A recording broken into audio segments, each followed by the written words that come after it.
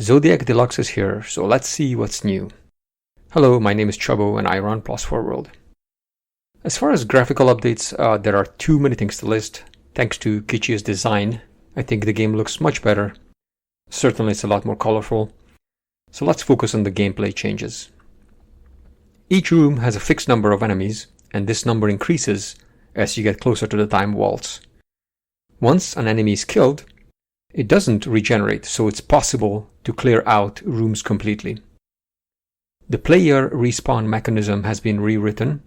In the original, if a player dies in a room with a zodiac sign in it, they respawn in an empty room, no zodiac, no enemies. However, when you leave and re-enter the room, both will be there. To me, this made the game feel fake, or at the very least inconsistent.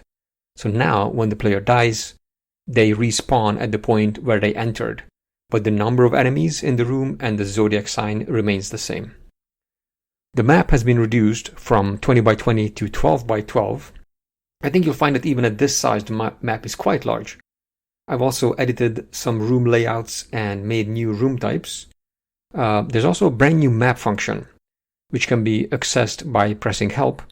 This will help navigate the maze. In addition, the room colors are also fixed, which makes the game's world more consistent, and it can help with navigation as well. There's also fewer zodiac signs. Specifically, there's exactly 12 of them, one of each. Since there's less of them to find, I felt like finding one should be a bigger deal. So I've introduced a new game mechanic, power-ups. There are 4 different power-ups that you can gain by picking up the zodiacs: extra life, frozen demons, lightning shot, and invulnerability. As I mentioned previously, the original game had a cubic gate mechanism, but this was not very clearly defined, and it's not even mentioned on the cover, so I basically removed it completely. But I wanted to leave the gate itself in the game as part of the game's lore.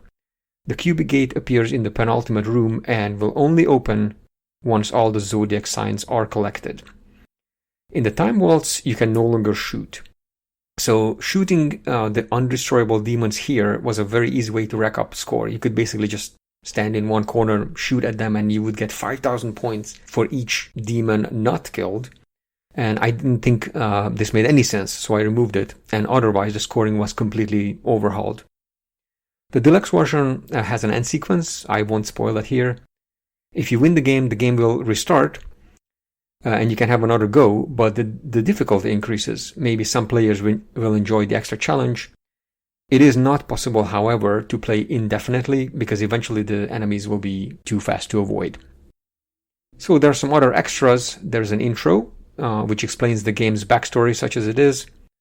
There's new music throughout, which can be toggled by pressing the M key. You can quit from the game by holding escape for a few seconds. Some bugs were fixed from the original, such as joystick fire on port 1 not working, and the deluxe version also has SNS controller support. In addition, I also made cartridge and cassette versions of the game. So I'd like to say thanks for a few people. First of all, thanks to Rudiger for inspiring me to work on this project. Huge thanks to Kichi, whose work never fails to amaze me. Without him, this project would not have existed. Thanks to all the people who helped with the testing: BS, Goya, Gerlitzer, George, and Sukopera.